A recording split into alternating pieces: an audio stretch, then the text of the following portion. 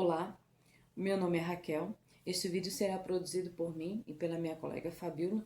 Somos estudantes de pedagogia da turma 1754 e este é um produto virtual do nosso estágio de gestão educacional. O título do nosso paper é A Relevância de uma Gestão Democrática e o Currículo Escolar em Tempos de Pandemia do Coronavírus.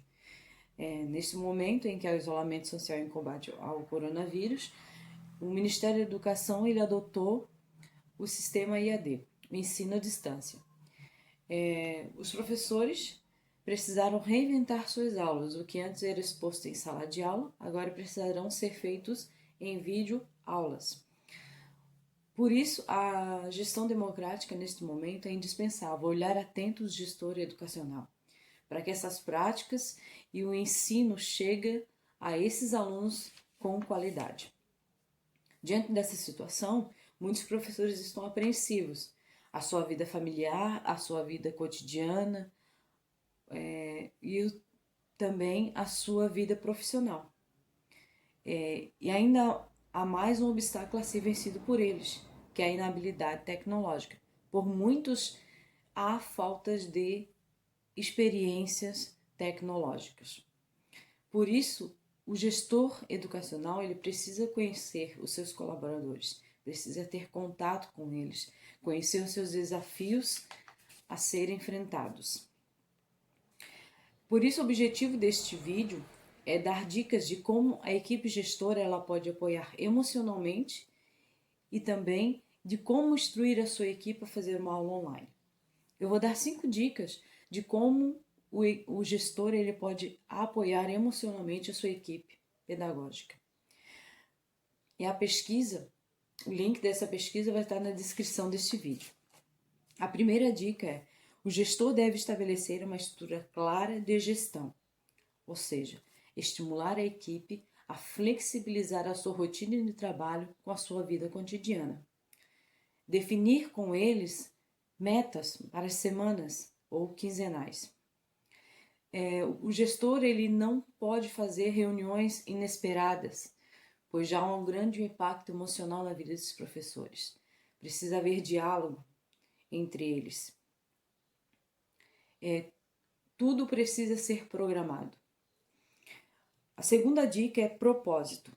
Ajudar esses profissionais a focar no propósito que é manter o vínculo aluno e escola, ou seja, para que esse vínculo do aluno com a escola não seja quebrado. A terceira dica, controle. Incentivar os professores a manter o seu controle emocional, a focar nas suas habilidades e de como eles podem fazer a diferença com elas. E manter sempre um vínculo com seus alunos, ou seja, feedback sempre que for possível. A terceira dica, ajudar a equipe a relacionar-se entre si, ao trabalho coletivo, ao diálogo entre si, pois esses diálogos poderão sanar dúvidas entre eles. A quinta dica, a higiene mental. O gestor ele precisa ser o exemplo da equipe. Ele precisa encorajar e se cuidar, manter uma alimentação saudável, praticar atividades físicas, manter o pensamento positivo e ter diálogo com a sua equipe. Falar sobre sentimento com eles, que sente raiva, medo, tristeza nesse momento é natural do ser humano, porque a nossa rotina foi roubada, né? Nosso convívio foi roubado. E por muito deles, eles sofreram perdas, né? Muitos deles sofreram perdas com esse vírus. Familiares foram perdidos por muito deles. Então, esse sentimento de tristeza é natural. Viver o momento do luto, se for o caso, né? Então, essas dicas são primordiais e o apoio é fundamental da equipe pedagógica para o andamento das práticas pedagógicas.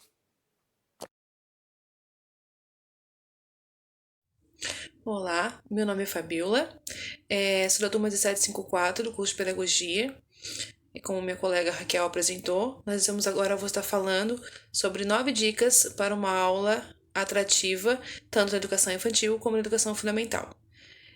Primeiro de tudo, o professor ou pedagogo, né, profissional que está à frente dessas aulas, ele deve ser investido numa capacitação. Ele pode, de repente, por exemplo, como exemplo da educação infantil, não trabalhar propriamente com biologia, português ou matemática, mas ele deve adquirir novos conhecimentos nessa área para que ele possa dar uma aula diferenciada, uma aula diferente e atrativa para esses seus alunos, né? Segunda, utilizar uma tecnologia a seu favor.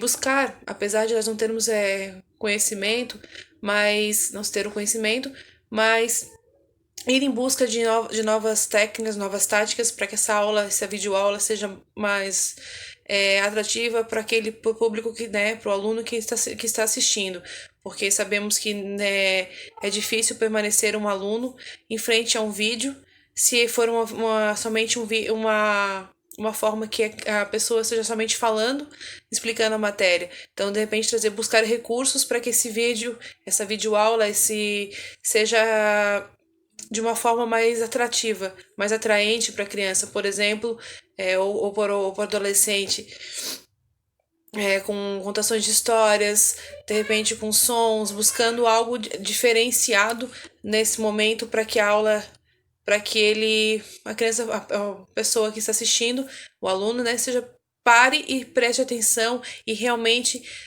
se chegue ao objetivo que é o conhecimento. Utilizar o espaço escolar, plenamente o espaço escolar, variar o ambiente, né? Por exemplo, quando temos as videoaulas, utilizar fundos diferentes, buscar atrativos para esses vídeos, para que para que haja uma novidade a cada aula, a cada vídeo, para que se quebrem as barreiras entre a mídia e aquele que está sendo alcançado. Procurar a contação de histórias, cantigas, atividades lúdicas para que com sombra ou até mesmo a sombra das mãos, para que a atividade, porque aquilo que a gente está sendo passado seja atrativo de uma forma, seja gostoso pro nosso aluno, pro seu aluno. Fique atento ao tipo de interação que criar em salas de aula.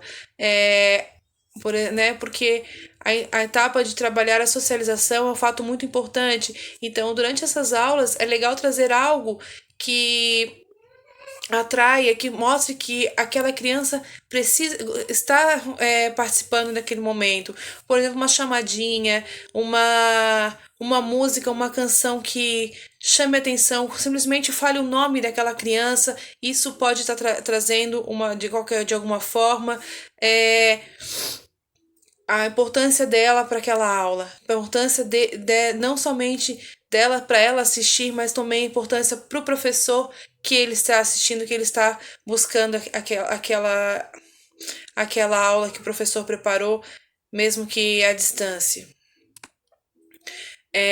Planejar atividades que desenvolvam disciplina nos alunos, apesar de tanto os pequenos quanto os adolescentes, é difícil para eles ainda assimilar uma disciplina. Então é importante estar sempre lembrando e recomendando para eles, com histórias, através de histórias, de formas lúdicas, os conceitos básicos de uma boa uma boa disciplina, né?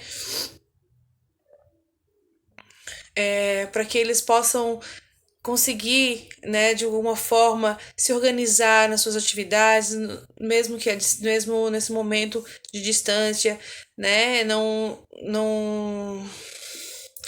está estando fora de sala de aula, porque sabemos que é mais difícil para a criança estando fora da sala de aula, ou do adolescente.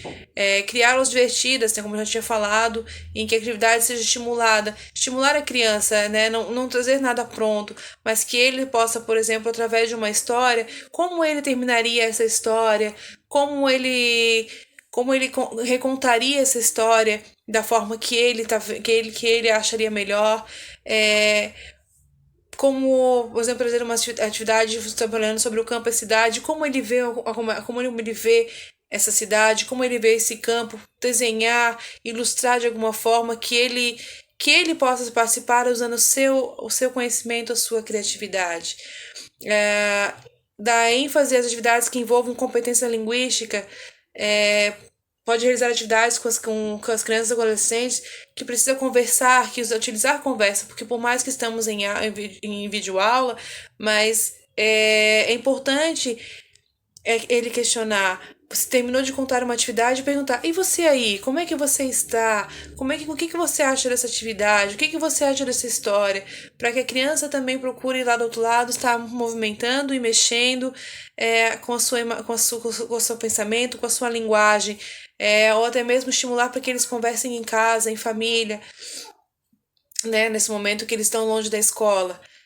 Explorar a cultura popular em suas aulas, sempre nunca deixar o conhecimento que eles trazem, né, mesmo assim à distância, que eles têm na sua realidade, sempre tentar procurar atividades que estejam conscientes da realidade dos seus alunos, não trazer atividades talvez muito mirabolantes que não vão que as crianças não vão poder que seus alunos não vão poder realizar porque não tem o material necessário e às vezes utilizar uma coisa simples como os próprios brinquedos, as próprias roupas, materiais recicláveis que estejam fáceis de acesso a essas crianças. E se vou realizar uma atividade e ver que aquilo não vai dar certo, ou que é pouca, houve necessidade de algo mais, ter sempre uma atividade extra para encaixar. Tanto isso no momento agora, longe, né, das salas de aula, como também nas aulas presenciais, né? Porque nas aulas presenciais às vezes acontece que a gente imagina uma atividade, realiza aquela atividade e acha que vai levar um tempo, mas quando chega, os alunos surpreendem e realizam ela de uma forma muito mais rápida. E o que você precisa? Você precisa manter esses alunos não somente ocupados, mas eles querem algo mais. Então, ter sempre um plano B para terminar essa atividade, para complementar essa atividade, complementar aquilo que a gente quer trazer para a sala de aula. Eu falo nós porque eu hoje já trabalho, então eu vejo esse conhecimento, eu vejo essas 9 dicas muito importantes. Foi por isso que colocamos isso no nosso paper no estágio, porque nós trabalhamos nós fizemos estágio em sala de aula e vimos que é importante, sim, tanto na educação infantil como na educação fundamental. E por estar em sala de aula, eu também sei. Então, eu entendo que é muito importante o professor observar o seu aluno, não só, né, essas dicas é o maior resumo dessas 9 dicas, é observar o seu aluno, observar o que ele necessita, observar como ele pratica as suas atividades, se estão sendo bem desenvolvidas, se estamos chegando no objetivo que queremos e se principalmente se está havendo interação, socialização entre os alunos, professor e o conhecimento. É isso que eu deixo por enquanto. Agradeço a atenção.